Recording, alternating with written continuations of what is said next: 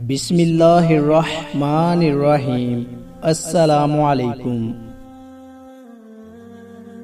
رابعہ بصری رحمت اللہ علیہ کو دنیا سے گئے 1200 سال ہو چکے ہیں، لیکن ان کا نام آج بھی زندہ ہے۔ رابعہ بصری رحمت اللہ علیہ نہ کوئی شہزادی تھی، نہ ملکہ تھی، نہ وہ کوئی خوبصورت تھی اور نہ کوئی خاندانی تھی، بلکہ عورت ہونے کے لحاظ سے ہر عیب اس میں تھا۔ ان کی عادت یہ تھی کہ وہ روزانہ عشاء کی نماز کے بعد غسل کر کے کپڑے بدل کے اپنے خاوند سے پوچھتی، آپ کو میری ضرورت ہے؟ اگر وہ کہتے کوئی نہیں ہے تو وہ پھر پوچھتی، مجھے اجازت ہے؟ تو وہ کہتا اجازت ہے، تو پھر وہ مصلی پر کھڑی ہو جاتی اور فجر کی نماز تک مصلی پر کھڑی رہتی تھی۔ ان کا خاوند جلدی فوت ہو گیا، جوانی میں ہی بیوہ ہو گئی، تو حسن بصری بصرہ کے امام، کیا سارے مسلمانوں کے امام تھے، وہ خود آئے، خود چل کے آئے کہ میں آپ سے شادی کرنا چاہتا ہوں۔ کوئی شادی کا شوق نہیں تھا ان کو، وہ تو اولاد کے قابل نہیں تھے، شکل صرف ان کی نیکی اور ان کا اللہ تعالیٰ سے تعلق تھا۔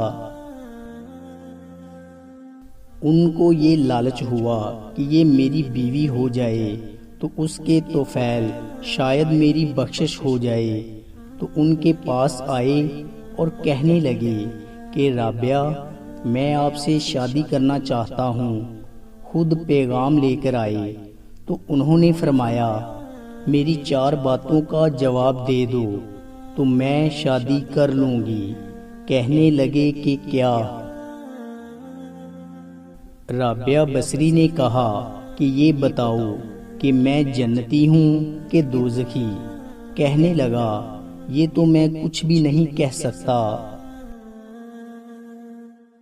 کہا، اچھا یہ بتاؤ کہ اللہ تعالیٰ جب قیامت میں اعمال نامے اڑائے گا، کسی کے سیدھے ہاتھ میں آئے گا اور کسی کے الٹے ہاتھ میں آئے گا، میرے سیدھے ہاتھ میں آئے گا یا الٹے ہاتھ میں آئے گا؟ کہنے لگا، یہ بھی میں کچھ نہیں بتا سکتا۔ کہنے لگی، اچھا یہ بتاؤ، جب اللہ تعالیٰ نیکیوں کو تولے گا، کسی کی نیکیاں بڑھ جائیں گی، کسی کے گناہ بڑھ جائیں گے، میرے گناہ زیادہ ہوں گے یا نیکیاں زیادہ ہوں گی؟ کہا، یہ بھی نہیں بتا سکتا۔ کہا، اچھا یہ بتاؤ، جب لوگ پل صراط سے گزریں گے، کوئی پار نکل جائیں گے، کوئی نیچے گر جائیں گے، تو میں پار نکلوں گی یا دوزخ میں جاؤں گی؟ کہنے لگے کہ یہ بھی میں نہیں بتا سکتا۔ تو رابعہ بصری نے پھر فرمایا، اچھا جاؤ، مجھے تیاری کرنے دو، مجھے ان 4 باتوں کی تیاری کرنی ہے، میرے پاس شادی کے لیے کوئی وقت نہیں ہے۔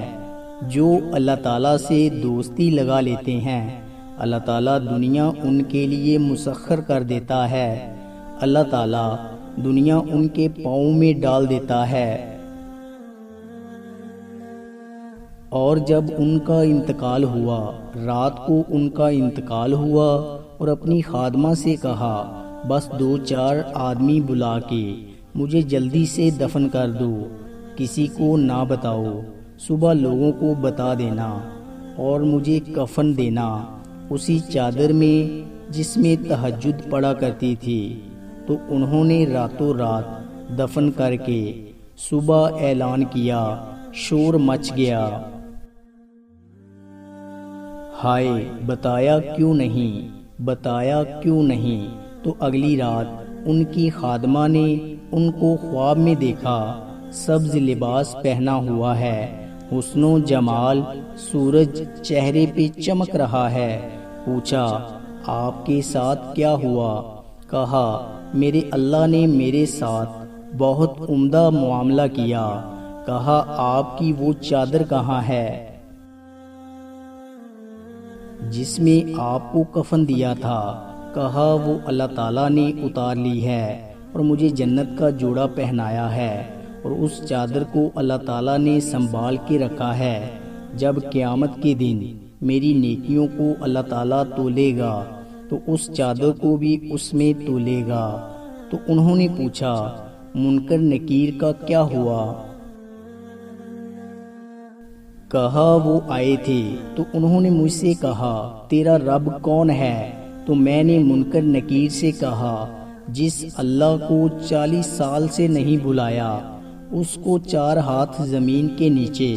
اگر میں بھول جاؤں گی کہ جس رب کو میں 40 سال نہ بلا سکی، اس کو 4 ہاتھ زمین کے نیچے آ کر میں بھول جاؤں گی؟ تو منکر نکیر نے کہا کہ اس کے آگے کیا حساب لینا ہے، چلو بھائی واپس چلتے ہیں۔